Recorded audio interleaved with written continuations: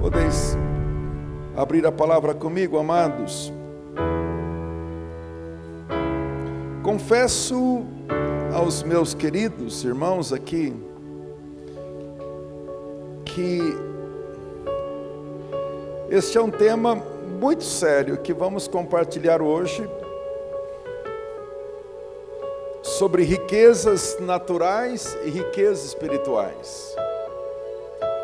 Talvez para alguns de vocês será uma quebra de paradigma. Talvez para alguns de vocês será uma confirmação daquilo que Deus já tem falado. Mas talvez para alguns de vocês vai ser uma mudança radical. Sua vida, guarde bem esse dia das eleições, mas também um dia que vai marcar a história da sua vida, especialmente nesta noite. Nós estamos vivendo em um tempo onde Deus está manifestando a sua glória. E uma das maneiras que Deus manifesta a sua glória é através da palavra. Eu sei que Deus manifesta a sua glória através da criação. Os céus revelam a glória de Deus. Deus manifesta a sua glória através do corpo humano. Trilhões de células nesse momento estão em conexão, unidas umas com as outras, para que você esteja sentado aqui, me ouvindo. Deus manifesta a sua glória através do corpo humano que Ele criou, a sua imagem e semelhança. Deus manifesta a sua glória de muitas formas, de muitas maneiras. Falou aos pais pelos profetas. Levantou Israel no Antigo Testamento para manifestar a sua glória. Mas a maior manifestação da glória de Deus nesse mundo foi Cristo Jesus, a esperança da glória. A Bíblia usa um verbo, e Ele se fez carne. E se alguém pode pesquisar a língua original, essa parte está escrito em grego, o Antigo Testamento em hebraico, mas nessa parte está em grego. E eu pesquisei essa palavra, e o verbo se fez carne, significa, e Ele tabernaculou. Sabe o tabernáculo no deserto, aonde Deus usou aquela igreja móvel durante 40 anos, e ali Ele manifestava a sua glória, ali Ele conduzia o seu povo, dava direção. O tabernáculo era uma expressão visível de Deus.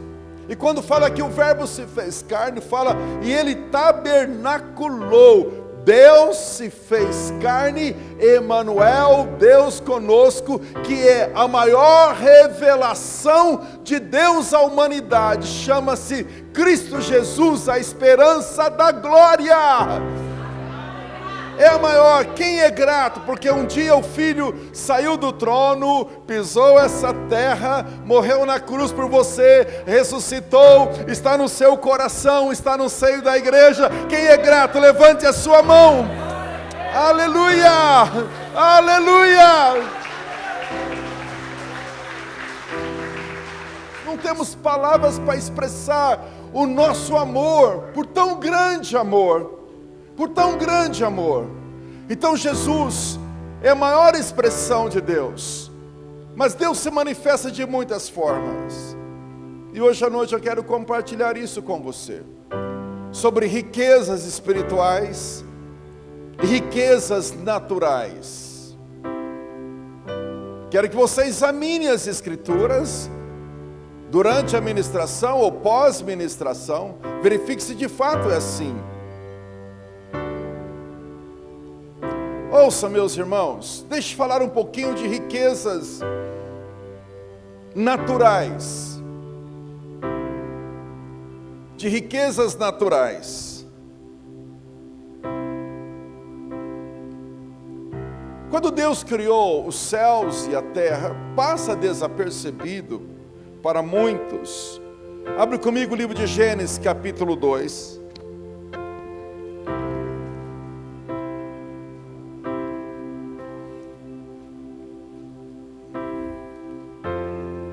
Gênesis capítulo 2, eu sei que isso está sendo filmado.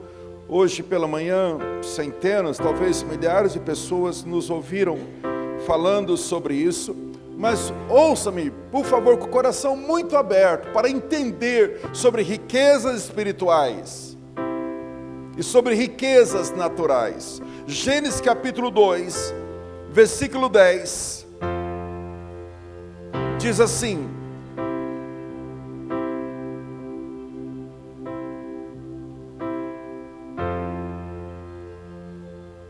se você pode voltar um pouquinho comigo, Gênesis 2:8. Primeiro, e plantou o Senhor Deus um jardim no Éden, na direção do Oriente, e pôs nele o homem que havia formado. Ouça, irmãos, antes de eu prosseguir, Deus sempre cria primeiro o ambiente, para depois criar quem vai morar naquele ambiente. Deus sempre cria o ambiente primeiro. Coloque isso no seu espírito. Deixe que eu fale com clareza na sua mente, porque se você entender com clareza na mente, tem a possibilidade desse entendimento cair no seu coração, e se cair no seu coração vai gerar transformação de vida, e gerando transformação você vai entender a sua missão. Então, por favor, force a sua mente para entender com a mente, para cair no coração, para que haja transformação, e assim eu posso viver a missão de Deus para a minha vida. Então Deus criou primeiramente o ambiente, para depois criar quem ia morar naquele ambiente. Deus teve uma ideia de criar os pássaros. Aí Ele criou o que nós chamamos de atmosfera, para que os pássaros pudessem, criou o ar, para que os pássaros pudessem voar livremente. Mas Ele criou primeiramente o ar, a atmosfera. Deus queria criar os peixes. Primeiramente Ele criou a água, criou os rios, criou os mares. Senão um peixe fora d'água morre. Deus teve a ideia de criar as plantas, as hortaliças, as árvores frutíferas. Aí Ele cria a terra primeiro, para depois criar as plantas. Aí Deus agora vai criar o homem à sua imagem e semelhança. E o que Ele faz? O que Ele faz? Ele coloca um lugar separado na terra, que não tinha pecado, que não tinha maldade, que não tinha poluição. Ele cria um lugar glorioso, chamado Éden. Um lugar onde Ele tinha um encontro com o homem todos os dias. Cria um lugar glorioso chamado Éden. Ali Ele colocou os seus querubins para guardar. Mas um lugar preparado, onde a presença era gloriosa, era notória. Aí Ele cria o homem. Depois que Ele cria esse ambiente, Ele coloca o homem naquele jardim. Em Gênesis 2, diz assim, versículo 15: e Deus o colocou no jardim do Éden para o cultivar e guardar. Então esse texto, irmãos, com mente aberta, esse texto mostra que o homem trabalhava antes do pecado. Adão era, eu vou te provar agora mesmo, Adão era ourives, trabalhava com ouro. Adão era zootecnista, cuidava dos animais. Ele era botânico, ele era agricultor. A imagem e semelhança de Deus, tudo isso antes do pecado. Adão trabalhava, mas teria que ter coisas para ele trabalhar. Vamos prosseguir. Do solo fez o Senhor Deus brotar toda sorte de árvores, agradáveis à vista e boas para alimento, e também a árvore da vida no meio do jardim, a árvore do conhecimento do bem e do mal. Agora ouça o versículo 10, por favor. Ouça isso, porque isso pode trazer uma revolução na sua vida material. Porque as riquezas desse mundo, segundo o versículo 10, ouça-me por favor, e saía um rio do Éden para regar o jardim, e dali se dividia em 4 braços. O primeiro chama-se Pison, esse primeiro rio, que nós sabemos claramente a região que nasceu esses 4 rios. Prova é que 2 desses rios estão vivos ainda no mundo. O primeiro chama-se Pison, e o que rodeia a terra de Havilá, aonde há ouro. Nesse rio tinha ouro. Mas que tipo de ouro? O ouro dessa terra é bom. Também se encontra ali o bidélio e a pedra de onix. E depois fala dos outros rios, o Gion, que segundo a terra de Cush, que é o atual Iraque. O terceiro é o rio Tigre, e o quarto, e o que corre pelo oriente da Síria, e o quarto é Eufrates. Agora ouça-me, queridos, isso antes do pecado. Antes do pecado, Deus cria o homem, e Deus o coloca, e ali havia um rio, e ali do rio saía, um dos rios saía do Éden, tinha muito ouro, diz a Bíblia, muito ouro. Daquele rio saía ouro, e só estava Adão, sua esposa. Por que Deus criou o ouro, gente? Porque Deus criou o ouro, sendo que nesse momento não havia pecado na terra. Não havia ricos nem pobres. Mas a Bíblia diz que Deus colocou o ouro na terra, e aqui, naquele rio tinha ouro, e o ouro da terra era muito bom. Quando Deus criou as riquezas naturais, Deus pensou nos seus filhos. 95%, talvez 98% das riquezas desse mundo estão na mão dos filhos das trevas. Você me ouviu? 98% das riquezas do mundo estão na mão dos filhos das trevas. Quem tem ouro e prata hoje são os filhos das trevas. Mas a minha Bíblia diz que quem criou o ouro e as pedras preciosas não foi o diabo. Deus o criou para os seus filhos, é a Bíblia. É a Bíblia, irmãos. É a Bíblia. Quanto custa uma grama de ouro hoje? Quanto custa uma grama de ouro hoje? Só vou te mostrar uma coisa, depois você lê na sua casa, em 1 Crônicas capítulo 29, leia o capítulo 29 inteiro. Um dia, Davi deu para construir o templo 3 mil talentos de ouro. Cada talento é 34 quilos. Davi deu para construir o templo 102 toneladas de ouro. Davi deu 102 toneladas de ouro. E Davi deu também para construir o templo 7 mil talentos de prata. Fiz uma conta hoje de manhã. O que Davi deu para construir o templo foi aproximadamente 15 bilhões de dólares e 348 milhões e 100 mil reais. Na cotação de hoje do ouro, Davi deu para construir o templo. Mas quem era esse Davi? Um homem simples que cuidava de ovelhas difíceis no pasto, um homem que a sua família não considerava. Prova é que quando Samuel falou: Jessé, Deus falou que tem um aqui que vai ser rei, acabou seus filhos? Não, tem um moleque lá cuidando das ovelhas, mas ele, tadinho, não entende nada, nem sequer foi convidado. Samuel disse: Deus não vê como vê o homem vê o exterior, porém Deus vê o coração. E aí Deus disse, então Samuel disse: manda chamar Davi. E lá veio o menino que não tem nada, só cuidando das ovelhas do pai dele. Como esse menino cresceu tanto a tal ponto de dar para construir o templo 3 mil talentos de ouro? Como ele cresceu tanto? De onde veio tanta riqueza? Herdou do seu pai? Não foi. Porque as riquezas têm 3 fontes: espirituais, mentais e físicas.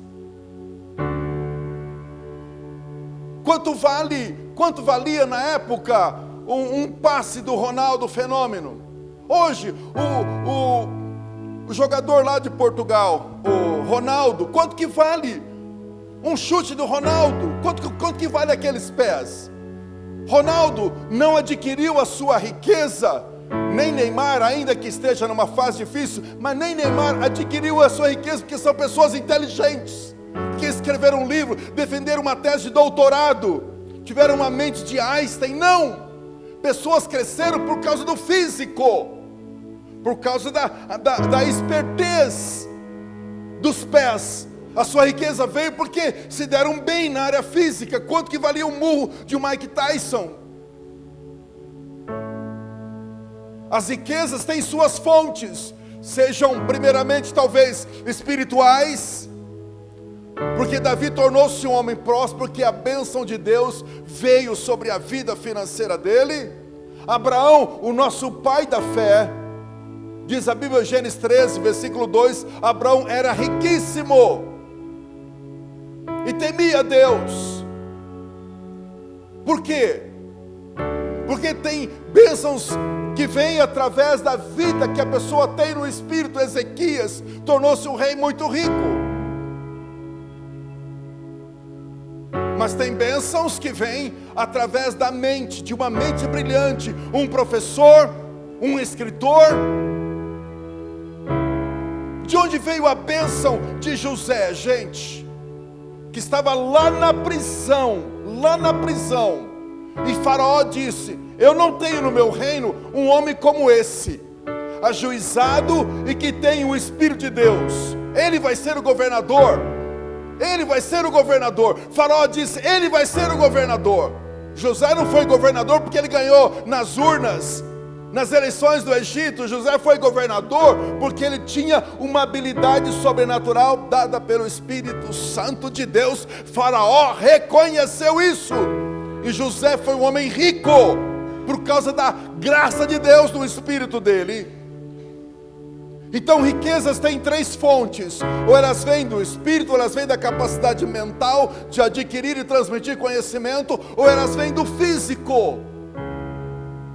Mas o fato é, meus irmãos, que quando se fala de riquezas dessa terra, petróleo, ouro, diamantes, pedras preciosas, só quer dizer uma coisa para você: foi Deus que criou.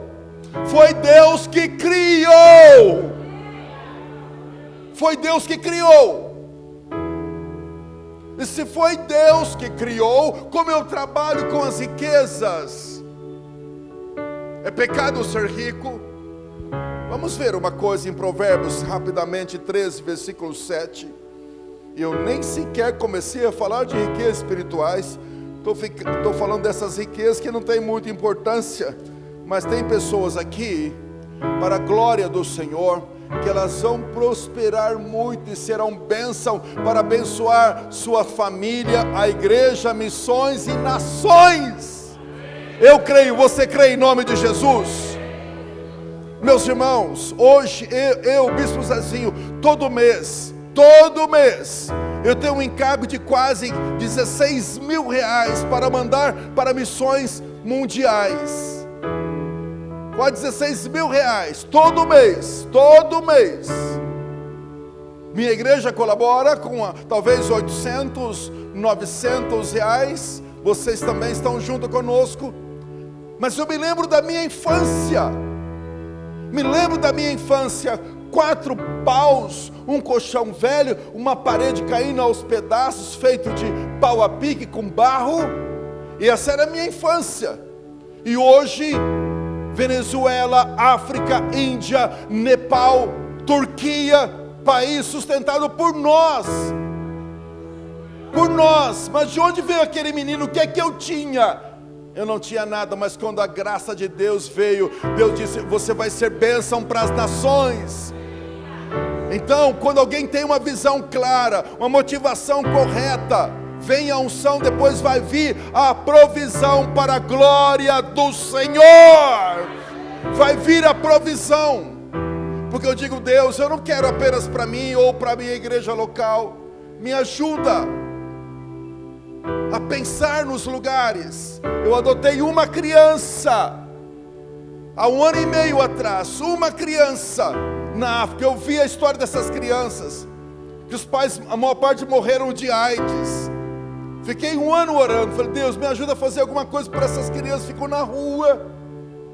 Eu comecei a orar, Deus foi tão lindo e tão tremendo, que hoje nós temos 50 crianças, 10 missionários, sustentados por nós, para a glória do Senhor Jesus. Mas de onde vêm os recursos? Do trono. Porque o trono criou as riquezas, e Deus quer corações, que Ele possa compartilhar as suas riquezas naturais e espirituais. Deus quer corações que Ele possa compartilhar suas riquezas naturais e espirituais. Quantos querem que Deus ache graça na sua vida para depositar as riquezas que Ele tem para você? Diga amém comigo. Provérbios 13, versículo 7. Uns se dizem ricos, ricos sem ter nada. Uns se dizem ricos sem ter nada.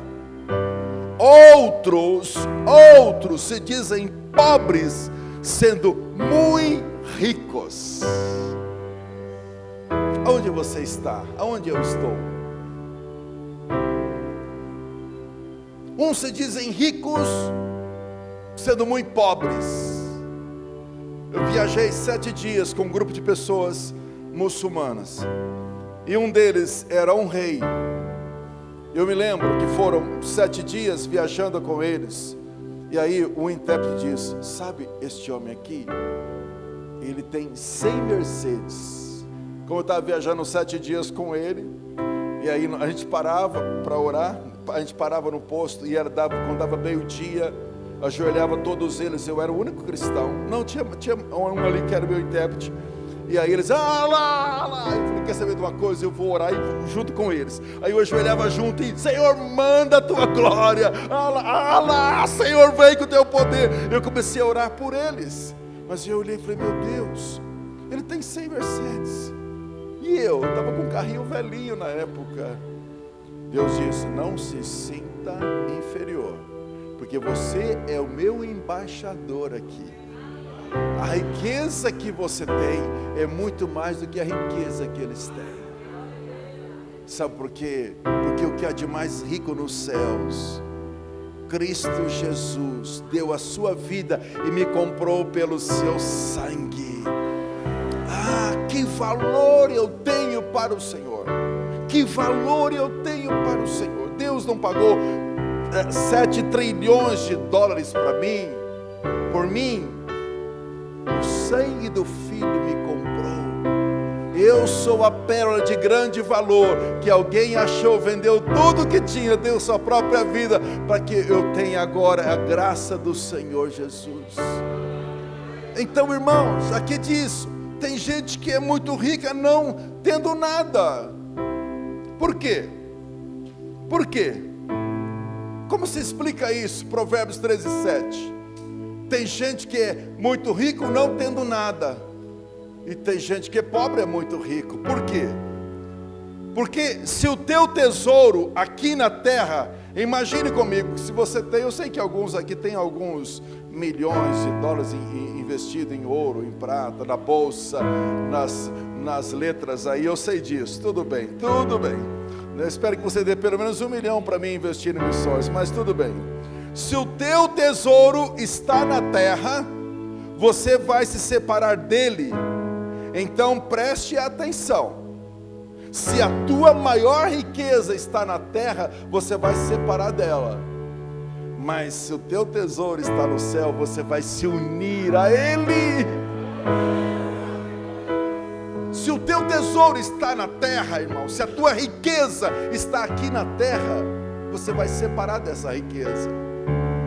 Mas se o teu tesouro está no céu, você vai se unir a ele. As riquezas da terra são cheias de pobreza, diz Santo Agostinho. As riquezas da terra estão cheias de pobreza. Orei com o rapaz terça-feira passada. Não sei se devo falar isso em público, mas havia propostas para ele para ganhar 500 mil reais em cada jogada de coisas erradas. Orei com ele chorando, bichozinho, está aqui, ó, oportunidade de ganhar tantos e tantos mil. Mas agora eu conheci Jesus, eu não vou me ceder a essas riquezas que vêm fácil, que não passam pela graça de Deus. Tem gente que vendeu a alma, tem líderes políticos que venderam a alma nesse país, se tornaram corruptos, saquearam o nosso país. Que pena, porque as riquezas da terra são cheias de pobreza. Tem gente que devolveu 800 milhões para o Brasil, ricos na Suíça, mas riquezas pobres, riquezas miseráveis.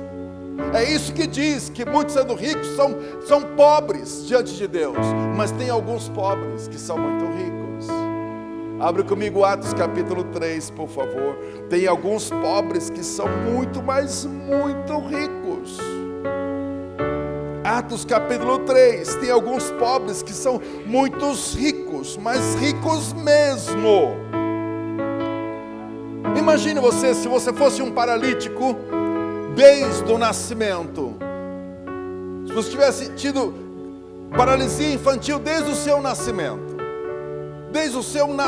imagine você, e agora você com 40 anos, nunca andou, mas imagine você com paralisia infantil, mas também nasceu numa família muito pobre, aonde o seu pai e a sua mãe não conseguiam te sustentar, e você tivesse que mendigar todos os dias para comer, tivesse que pedir esmola como paralítico todos os dias, pedindo esmola para comer. Imagine a situação.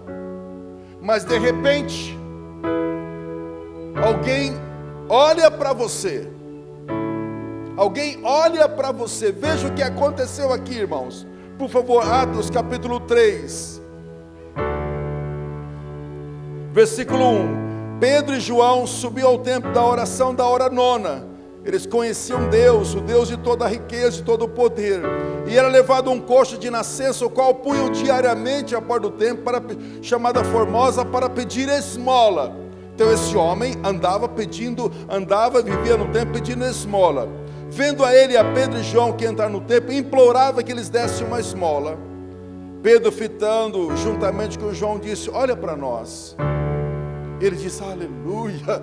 Talvez ele pensou: agora eu vou receber uma boa esmola. Afinal, esses dois estão entrando no templo, eles têm um coração mole, eles têm Deus, eles vão me dar uma oferta generosa. Olha para nós. Talvez aquele olhar foi de esperança, mas a segunda palavra foi desanimadora e ao mesmo tempo revolucionária. Ele disse: olha para nós. E ele olhava atentamente, esperando receber alguma coisa. Pedro, porém, disse: não possuo nem prata e nem ouro. Eu estou igual a você, meu irmão. Você não tem nenhuma dracma, nenhuma estáter, falando das moedas da época. Você não tem nenhuma moeda. Nós também não temos nada. Nada.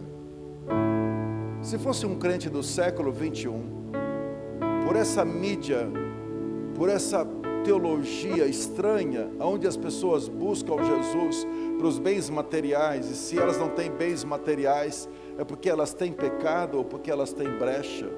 Se fosse hoje, eu não sei como seria.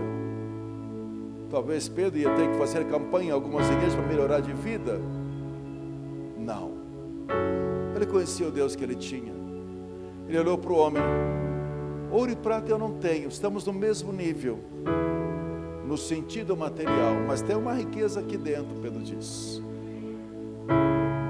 Mas tem uma riqueza aqui dentro, que nem todo o dinheiro do mundo, toda a prata do mundo, poderia levantar você dessa cadeira.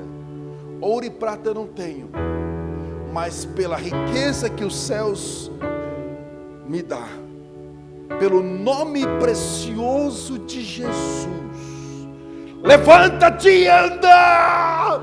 Irmãos, você pode imaginar, a hora que ele disse isso, a riqueza dos céus, a riqueza do nome, da glória de Deus entrou no corpo daquele homem, todas as veias, conexões, todos os músculos, nervos, o que dinheiro nenhum faz. Aqueles dois ricos da graça de Deus, ricos dos dons de Deus, levantaram aquele homem. É isso que dizem muitos, que sendo pobres, são muito ricos, porque compreendem a riqueza espiritual, porque compreendem a riqueza espiritual. Quando eu digo riqueza espiritual, eu digo riqueza da glória, riqueza das insondáveis promessas do Evangelho de Cristo, digo a riqueza do poder, a riqueza dos dons, a riqueza dos ministérios. Estou falando de riquezas espirituais, gente do céu. Por que que no reino de Deus as pessoas param no dom de línguas? Por que no máximo que conseguem é o dom de línguas? Sendo que tem mais 8 dons. Porque eu paro no dom do diaconato, sendo que tem o dom apostólico, profético, pastoral, evangelista. Ei, escute-me, Deus tem riquezas espirituais tremendamente preparadas para você nas regiões celestiais, mas você tem que buscar as riquezas espirituais. Tem que buscar as riquezas espirituais. O que pastor Marinho e Silvia deu para vocês?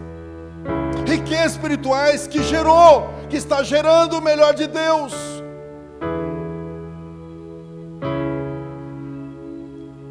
Um exemplo das riquezas é que muitas vezes as pessoas não entendem isso.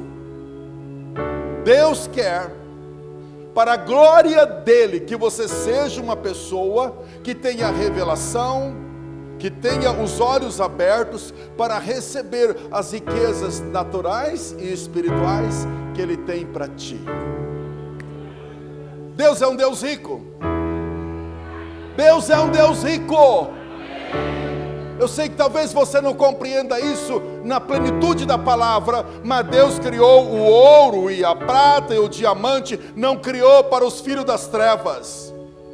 Eu te mostrei que antes do pecado, o ouro já estava lá, não havia uma pessoa pecadora nesse mundo.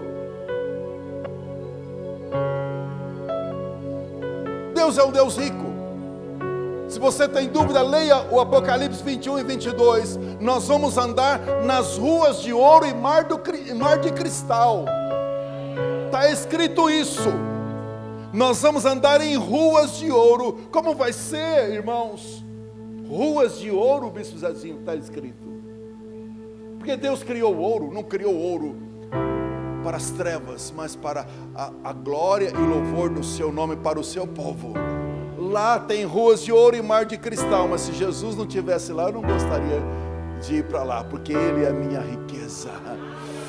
Eu não vou me separar da minha riqueza. Eu não vou me separar da minha riqueza, porque minha riqueza está lá.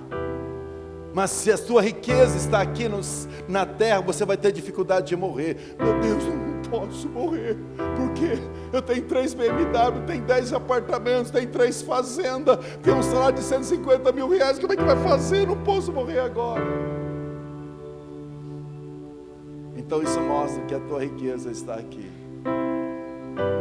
Mas se você é apenas um mordomo, Senhor, te louvo por tudo aquilo que eu tenho, mas eu vou encontrar a riqueza da glória.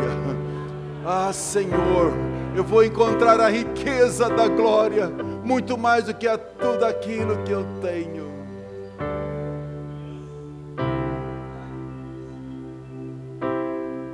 Irmãos, o que impede o homem de entrar no céu não é o fato dele possuir riquezas, e sim da riqueza ao possuir.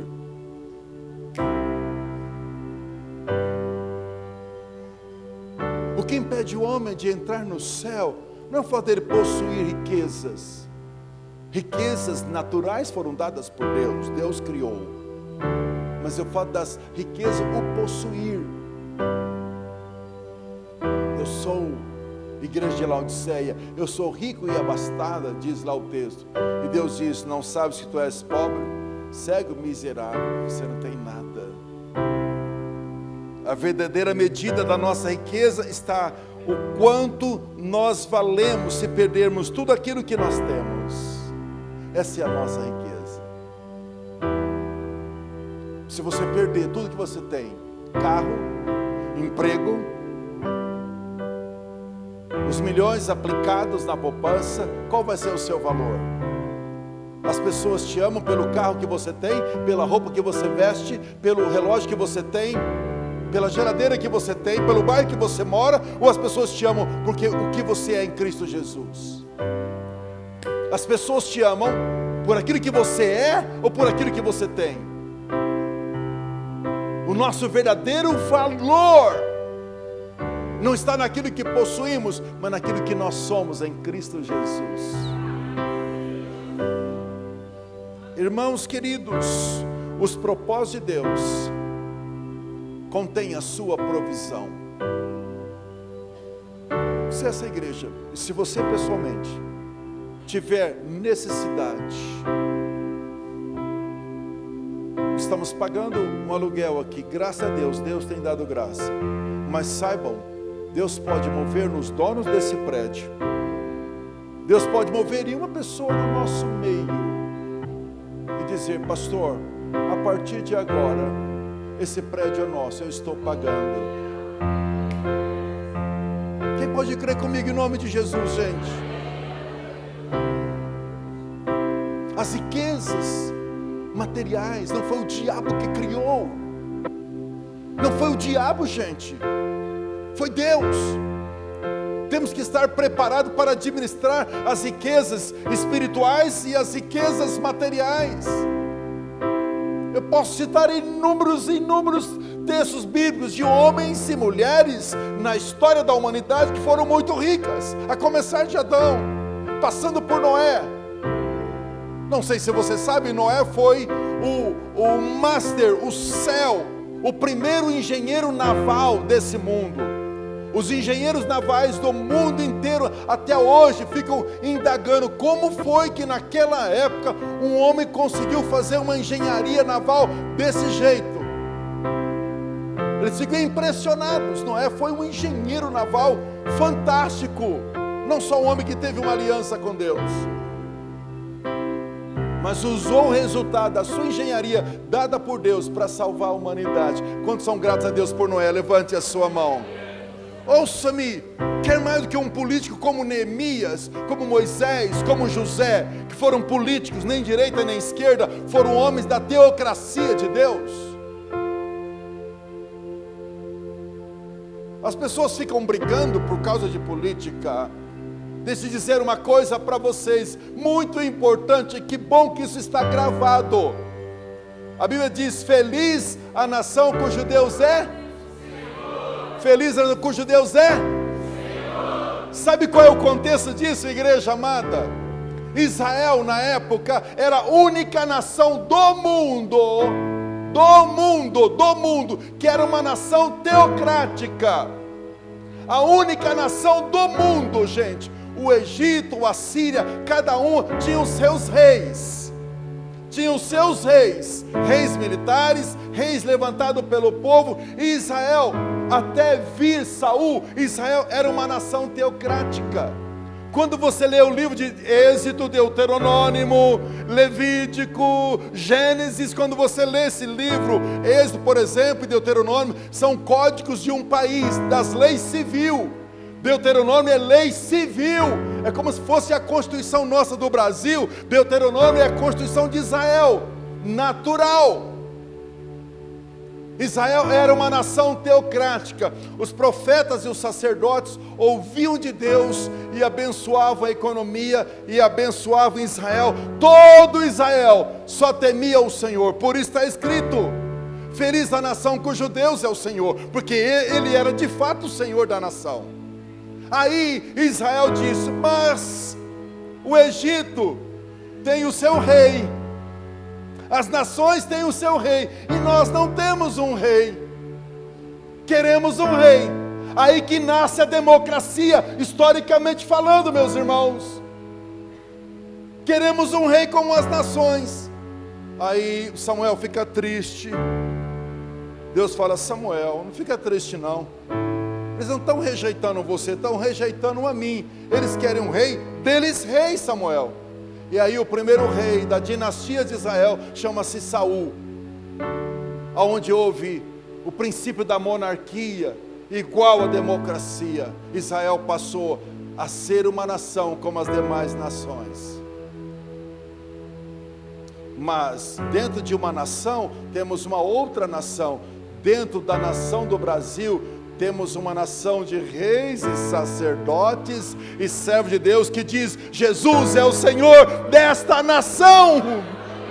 Oh, aleluia! Nós somos uma nação dentro da nação. Temos caráter diferente, indumentária diferente, expressões diferentes, família diferente, valores diferentes. A nossa nação, sim, é a nação feliz, a nação que teme a Deus. Eu creio que, como nação de Deus, Ele quer compartilhar conosco as suas riquezas espirituais, muito mais. Quero terminar isso comigo. Abre comigo o livro de Efésios, capítulo 1. Em nome de Jesus. Deus vai derramar chuva sobre a sua semente. Diga amém comigo.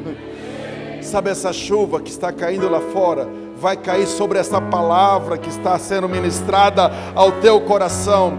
Deus vai mandar chuva sobre a semente, e você vai frutificar muito, materialmente e espiritualmente, para a glória do Senhor Jesus. Você vai em nome do Senhor.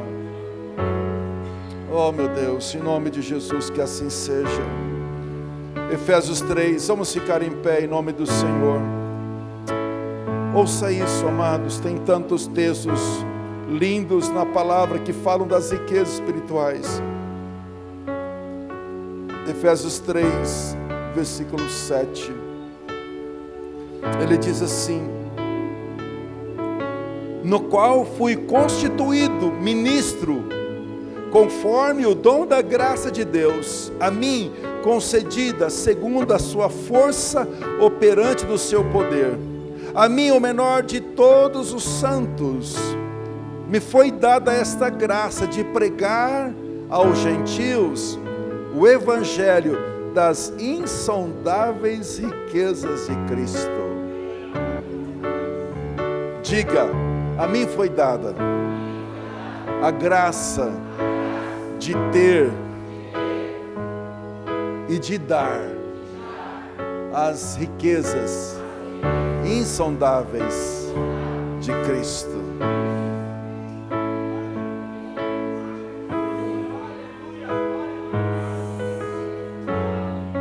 Primeira Coríntios 8:9 diz: e conhecendo a graça do nosso Senhor Jesus Cristo, que sendo rico, se fez pobre, para que nós nos tornássemos ricos. E conheceis a graça do nosso Senhor Jesus Cristo, que sendo rico, se fez pobre, para que nós nos tornássemos ricos. Se a Bíblia tem razão, do seu lado esquerdo e direito está a pessoa mais rica do Brasil e do mundo. Diga ao seu irmão: você é a pessoa mais rica do Brasil e do mundo. É o que diz o texto bíblico. É o que diz o texto bíblico. 1 Coríntios 8:9 é o que diz o texto bíblico, gente. Será que vamos duvidar disso? 8:9. E conheceis a graça de Cristo, que sendo rico se fez pobre, para que por sua pobreza nos tornássemos ricos. Querida igreja, é um tempo de revolução na sua vida.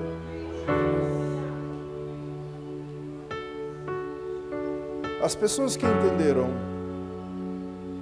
que estão com o coração sendo santificado por Deus, quanto aos bens materiais, se as riquezas não vão te possuir, as pessoas que entenderam, pode ser que há pessoas aqui hoje à noite, que a sua oferta mensal vai ultrapassar a R$100 mil.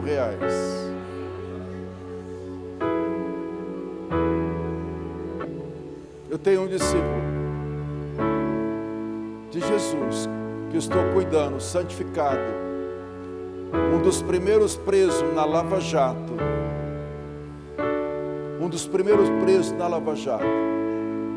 ele perdeu tanto, mas tanto, que uma conhecida foi lá, pegou ele da prisão e levou para um apartamento pequenininho para que ele pudesse morar. Perdeu tudo, riquezas ilícitas. Isso faz 3 ou 4 anos. Hoje de manhã estava com ele. De janeiro até agora, em trabalho, é um advogado, em trabalho, Deus deu a ele talvez 15 vezes mais do que ele perdeu. Que ele não perdeu, aquilo não era abençoado por Deus. Deus pode fazer, queridos, pela graça dele, em pouco tempo na tua vida, que você levaria anos.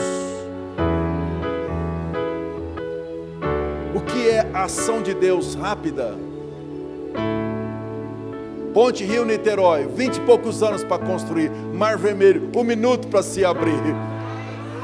Para produzir 5 mil pães e 2 mil peixes, para assar 3 mil peixes, 5 mil pães, quantos dias não levaria? Deus, o Senhor fez isso em 1 minuto, multiplicando. Os céus estão abertos sobre a tua vida. Se você crer, para a glória do Senhor, você vai prosperar, e você vai ter riquezas espirituais, e vai enriquecer a muitos em nome de Jesus.